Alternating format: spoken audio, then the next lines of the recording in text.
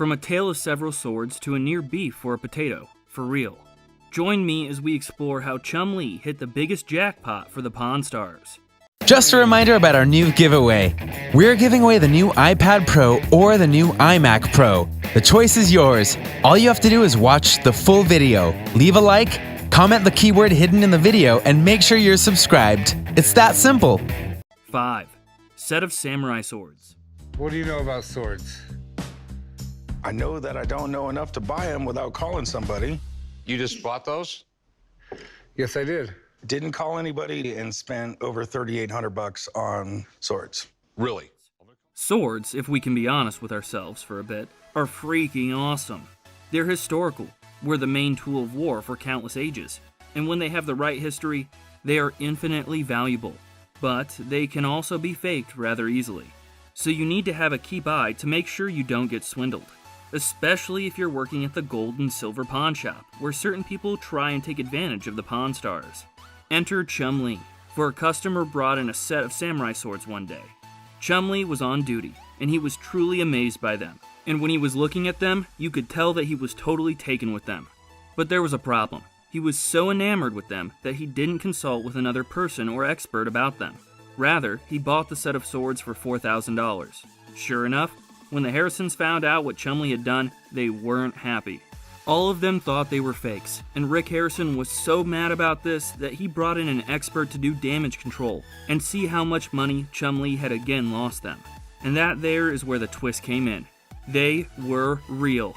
Well and truly. And they were even made by known makers. And one of them was even dated to have been made in the 1400s. One of the heydays of the katana and samurai. And while the other swords had some fake branding, the rest of it was real and was still worth some good money. So that was a true set of samurai swords that Chumlee bought. All told, the experts stated that the swords were worth $13,000. So even with the $4,000 that was used to buy them, that was $9,000 profit. Rick still wasn't pleased, but Chumlee got a win that they can't take away from him. What's that line about a broken clock? 4. Rick's sword. But it's not for sale. I'm just putting it in the case. So, What do you mean it's not for sale? not for sale. Pretty self-explanatory. I have $16,000 worth of merchandise. It's for sale. No. It's absolutely amazing. Thanks a lot. I appreciate it. Congratulations. Do not screw my sword up. Just gonna put it on display, all right? Chumlee has many flaws, if we're being honest. But one of the biggest ones is not listening to Rick, which almost got him in serious trouble after he disobeyed a direct order, even though it got the shop serious cash. So here's the story. Rick had bought on his own a 17th century katana, which is a sword made in Japan. But this particular one wasn't for sale in the shop. Rather, Rick personally sent this sword to Japan for the sole purpose of it getting fully restored, and being an item in the shop for people to just look at and not buy. Why do this? It's eye candy.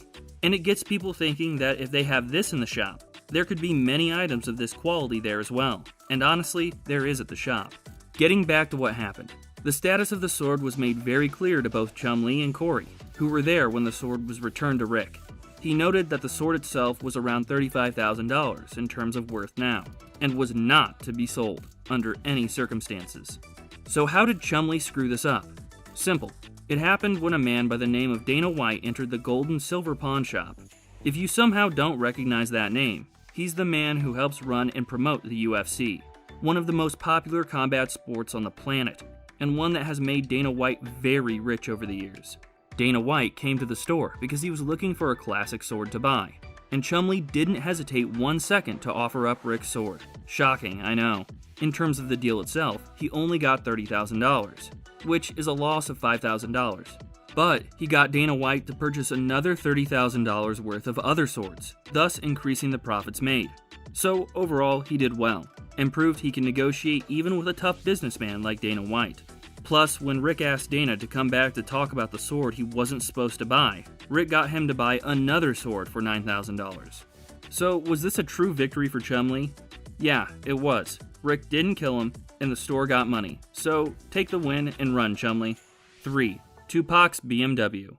All right, so this is supposed to be the most amazing car on the planet. It's pretty dang close. I mean, Tupac probably wrote some poems in this thing. This is a case where a deal wasn't made by Chumlee, but it was one where he impressed a certain someone with his knowledge. You wouldn't expect Chumlee to be the best person to recommend a car for Rick Harrison to buy, but that wasn't the case when he was able to find a car owned by the legendary and infamous rapper known as Tupac Shakur. During the early days of rap, Tupac Shakur was a true legend. His music is still respected to this day, and due to the way he passed, many think he's alive. But this wasn't just a car owned by him. This was the literal car that Tupac was in when the drive-by happened that would eventually claim his life. The new owners had restored the vehicle a bit, but there was plenty of proof that this was the real deal car that he was in during the event. Impressed by the find, Rick got his local appraiser to come in to give value to the car. He noted that it could be worth almost $1 million. That's a very valuable car, and that appraisal alone proved that Chumlee was right about bringing Rick to see it. Despite some haggling, the deal couldn't be done, as the owners wanted much more than Rick was willing to offer. But even Rick noted that he had learned something from Chumlee that day, which is a pretty rare occasion. Rick was impressed with Chumlee, and that must have been a pretty great day for him. Imagine what their relationship would be like if he was able to do that multiple times, instead of making Rick mad with almost every move that he makes. I'm just saying. 2. Stan Lee's past. Meets Mr. Lee. I mean, this is a great iconic moment. I can't wait. Hey, how you doing, Mr. Lee? Glad to see you. Yeah. What brings you into town? Comic books are tricky to put a price on, and Chumlee in the past has made bad deals in regards to comics that set the store back a hefty profit. Yet, another time, not only did he make the right call in getting an evaluation, an ironic circumstance led to a legendary meeting, one that he'll remember forever. A customer came in with an enlarged comic book panel, which was given out for promotional reasons back when it was made. This happened a lot back then and still happens now to certain extents. But the real selling point was that it was signed by 2 comic legends, artist John Romita, who had a long career in comics and has a son doing them now, and the one and only Stan Lee. Yes, that Stan Lee, the guy who helped make Marvel Comics what it is today. Usually, seeing a Stan Lee signature would be enough for anyone to make a deal, even if it's fake. But instead of just jumping the gun and hoping that the signatures were real, Chumlee decided to go to the source, as it were. He knew that Stan Lee was in town and actually took the customer to meet him. After getting to see Stan, they showed him the panels, and Stan Lee went full nostalgia. He recalled to him and John signing the panels, proving that it was real in the best way possible. Not to mention, it's likely been decades since he heard or even thought about those panels. So seeing them like this in such great condition must have been a treat. Chumlee got this item for $5,000, which is a steal given the prominence of Lee and Romita in the comics world. And whoever has that panel page now likely has an even greater item in terms of price because of the passing of Stan Lee. The deal itself proved that Chumlee got this one right, but to meet Stan Lee and help him relive a powerful memory, that's priceless in all the ways that matter. Sometimes it's the little things that get to be the biggest jackpots in this game, you know? 1. Victorian-era saw handle pistol. From a little old lady that had all kinds of military stuff. She had guns and medals and clothing, and I was just intrigued by them, and I bought them from her. She loved military stuff because she said she was always sweet on guys in uniform. Whether you like them or hate them, firearms sales are a big part of the pawn industry, especially when it comes to antiques and classic firearms. Pawnstars is smart though, and knows that to truly bring in the audience you need to show ones that are special and historical. Which was the case when a man came in with a pair of nickel-plated pistols that were from the Victorian era of history, which for the record meant that they were very old, and by that extension, a very old-school way of making guns.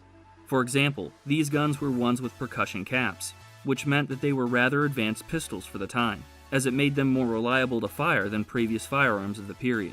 Anyway, after being amazed by the revealed, the negotiations began. The owner wanted over $8,000 for them, which could be fair, but Chumlee wasn't buying it. He could tell they were in pretty rough shape, including having rust, damages to certain parts, and more. The owner tried to play it off, but Chumlee knew his eyes weren't lying this time. Wisely, Chumlee called in an expert for help in regards to evaluating and pricing. According to the expert, they were indeed rare and made by a very well-known gunmaker from the Victorian era. But like Chumlee suspected, their value was less than $8,000, so he got them for $3,300. Which means he basically knocked $5,000 off the asking price. That's not the whole story though. There's a twist. In 2016, an auction had some items from the Pawnsstars, including the pistols, and they sold for $42,000. Not bad at all. and it's definitely a time when Chumlee's gut instinct worked out huge for the pawn shop, and a time that even Rick Harrison couldn't say that Chumlee screwed up. In fact, he should have gotten a big pat on the back, considering how much money he made the pawn shop. I mean, he basically got them $40,000 profit. See, sometimes Chumlee really can hit the jackpot. It just takes a long while, and many seasons for him to get to that point. So, what do you think? What do you think of these times where Chumlee honestly made a good deal, and the gold and silver pawn shop profited as a result? Can you believe the luck Chumlee had at times? Which of these deals was the best in your mind? Let me know in the comments below. Be sure to subscribe, and I'll see you next time on the channel. Just a reminder about our new giveaway. We're giving away the new iPad Pro or the new iMac Pro. The choice is yours. All you have to do is watch the full video, leave a like, comment the keyword hidden in the video, and make sure you're subscribed. It's that simple.